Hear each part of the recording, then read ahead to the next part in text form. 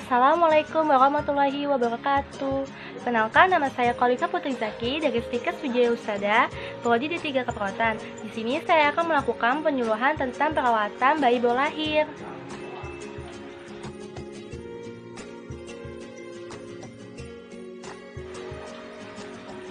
Perawatan bayi baru lahir adalah suatu tindakan cara merawat dan memelihara kesehatan bayi dalam bidang preventif maupun kuratif.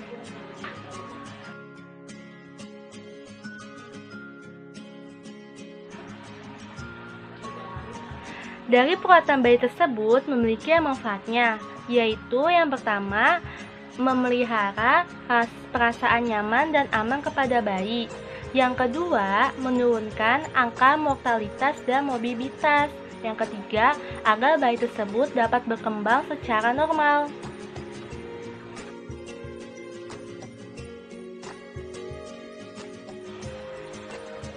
Bayi baru lahir ialah bayi yang lahir normal atau cukup bulan dengan kehamilan 37-42 minggu dan berat badan bayi sekitar 2.500-4.000 gram, baik secara normal maupun sesar. Kemudian ada tanda-tanda bayi baru lahir. Nah, tanda-tanda bayi baru lahir yaitu yang pertama, pasti bayi yang lahir akan nangis. Itu yang pertama, itu bayi yang lahir akan menangis. Lalu yang kedua itu seluruh tubuh bayi yaitu berwarna merah. Yang ketiga, berat badan bayi sekitar 2.500-4.000 gram. Yang keempat, bayi tersebut aktif. Yang kelima, bayi tersebut melakukan IMT, yaitu inisiasi menyusu dini.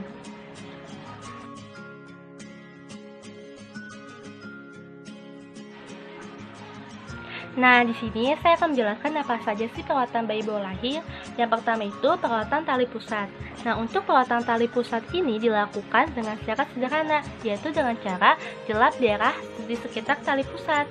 Kenapa? Karena kalau kita dilap tali pusatnya itu akan basah dan mudah infeksi. Nah, biasanya tali pusat tersebut akan lepas selama 1-2 minggu. Lalu setelah dia lepas, kita bungkus dengan kasa steril. Nah, yang kedua itu memandikan bayi.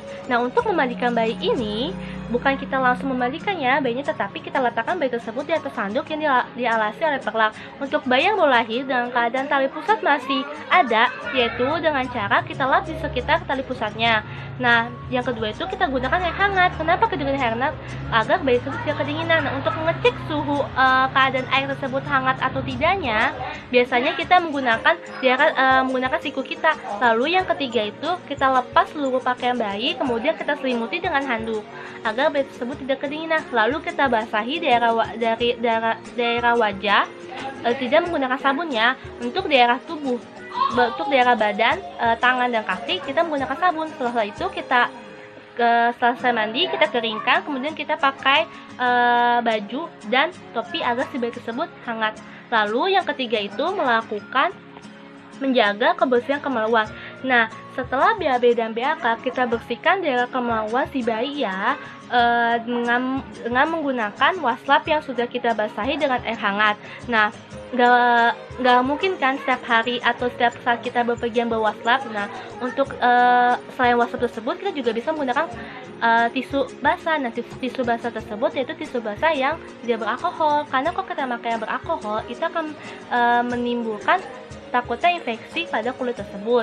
Lalu juga tidak boleh menggunakan popok diapers setiap hari. Kalau kita menggunakan popok diapers setiap hari, kulit bayi tersebut akan lembab dan tidak ada udara yang masuk. Jadi tuh lama-kelamaan tuh kulit tersebut akan merah. Nah, lalu yang keempat, menjaga kehangatan. Nah, untuk menjaga kehangatan tubuh si bayi tersebut, kita bisa memakai topi berupa kupluk atau selimut. Nah, kemudian kita hadapi si bayi tersebut menghadap ke arah payudara sang ibu. Kemudian palingkan wajah dari salah satu payudara tersebut agar bayi tersebut bisa bernafas. Nah, untuk apa sih kok kita taruh bayi tersebut menghadap ke payudara ibunya agar bayi tersebut bisa merasakan kontak kulit langsung dengan sang ibu dan juga merasakan kehangatan dari sang ibunya. Lalu yang kelima, melakukan perawatan kuku. Nah, untuk melakukan perawatan kuku ini kita menggunakan kucing kuku yang kecil dan dilakukan saat bayi tertidur dan juga dilakukan dengan cara hati-hati. Kemudian yang keenam itu perawatan mata bayi. Nah, untuk perawatan mata bayi tersebut kita menggunakan kapas yang sudah dibasahi hangat. Kita bersihkan dari mata bagian dalam keluar, lalu juga dari mata bagian dalam keluar. Nah, lalu yang ketujuh itu perawatan telinga bayi. Nah, untuk perawatan telinga bayi ini kita menggunakan kapas yang sudah dibasahi oleh air hangat. Kita bersihkan daerah luar telinga dan pintu masuk lubangnya ya. Jangan kita bersihkan bagian dalamnya, takutnya bayi tersebut infeksi. Nah, kemudian yang ke-8 tersebut yaitu ada menidurkan bayi. Nah, untuk menidurkan bayi tersebut itu ada 4 cara.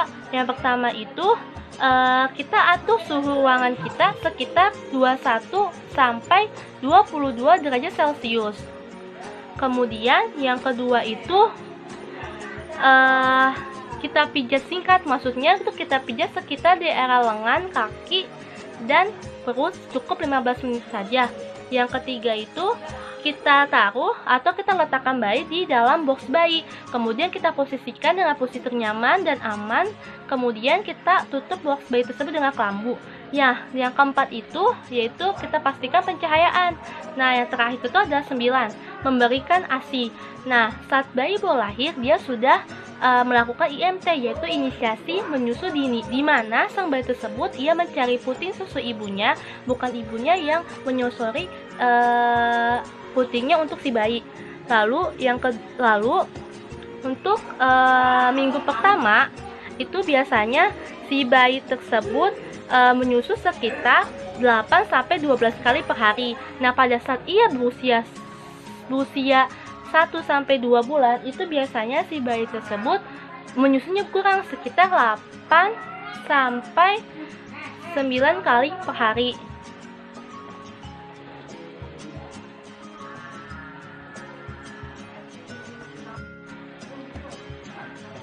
Sekian penyuluhan yang saya dapat sampaikan. Semoga penyuluhan yang saya dapat sampaikan tersebut bermanfaat ya. Assalamualaikum warahmatullahi wabarakatuh. Terima kasih.